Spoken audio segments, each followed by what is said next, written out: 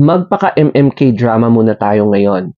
So sana makatulong ang vlog na 'to and sana mahanap siya.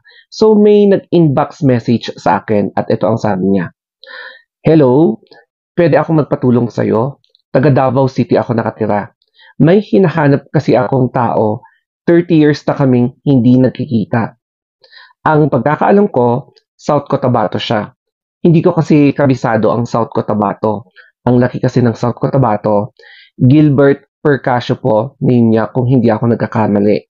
Kailangan ko pa kasi i-confirm kung yun ba talaga apelido niya. So magtatanong-tanong muna ako sa kanya. Nagkarelasyon po kami noong teenager po ako. Umalis siyang hindi nagpaalam. Gusto niya sana akong isama sa Cotabato. Kaya lang hindi niya ako makita dahil nagtampo ako sa kanya. Akala ko hindi niya ako mahal. Hindi ko naman nalaman apelyido niya kasi bihira na lang kami mag-usap. Hindi ko tinanong sa kanya kung saan siya nakatira. Iniiwasan ko siya dahil takot ako na malaman ng papa ko baka kasuhan siya kasi teenager po siya nung time. So malayo din yung agwat niya, nung agwat ng edad namin I should say. So mahal na mahal ko siya kaya noong nalaman kong umalis siya, para akong matsugi sa sama ng loob. Bago natin ituloy, magdi-disclaimer muna tayo. So, I am a small-time content creator. Although kahit na ganito na yung reach ng following natin, I cannot assure or hindi ko may promise na mahanap namin or mahanap natin yung taong hinahanap nyo, si Gilbert Percasio.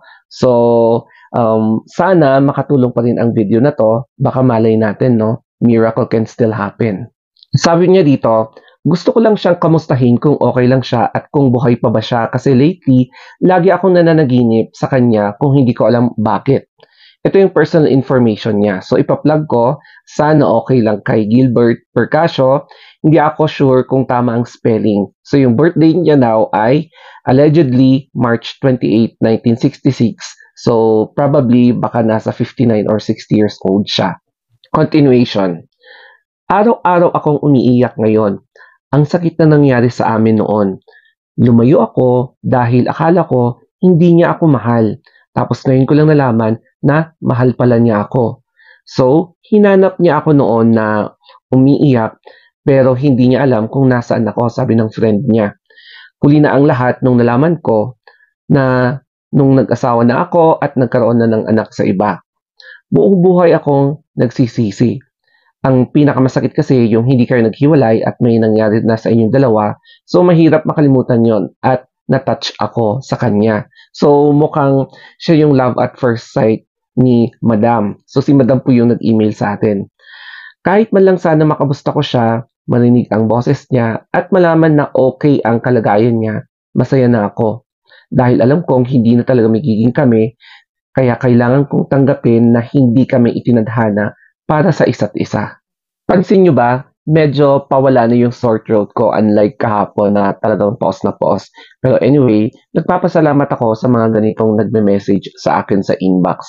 Kasi kahit na small content creator lang ako, may mga nagbabakasakali and may talagang nagka-trust sa akin na i-share yung kanilang story and malay natin baka pwede makatulong ang ating boses, ang ating content I should say. So thank you so much Madam for trusting me and I hope talaga na merong makatulong na mahanap si Gilbert Percasio kung tama man ang pangalan niya or tama yung information. So kapag nahanap na, mag-direct inbox lang kayo tapos bibigay ko na lang yung personal info ni Madam at kayo na ang bahalang mag-usap. Okay, so that's all guys. Thank you and have a nice day.